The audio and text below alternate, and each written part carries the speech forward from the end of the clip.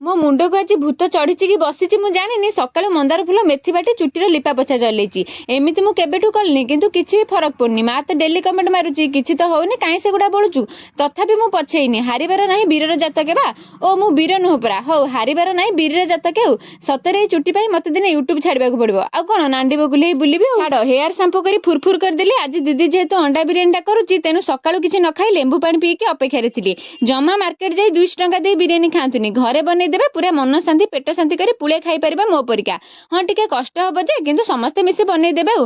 କିନ୍ତୁ ଆଜି ମୁଁ କିଛି କରିନି, ଖାଲି ଧନିଆ ପତ୍ର କାଟି ଧରେଇ ଦେଲି, ଆଉ ସବୁ ଦିଦି କରିଦେଲା। ସାନ ହେଲେ କେତେ ଫାଇଦା ଉଠେଇ ପାରିବେ ବୁଝିପାରୁଛନ୍ତି ଟି। ବିରିୟାନୀଟା ତ ପୁରା ସୁପର ହେଇଥିଲା। ମୋର ତ ଏବେ ବି ଲାଳ ଗଡୁଛି।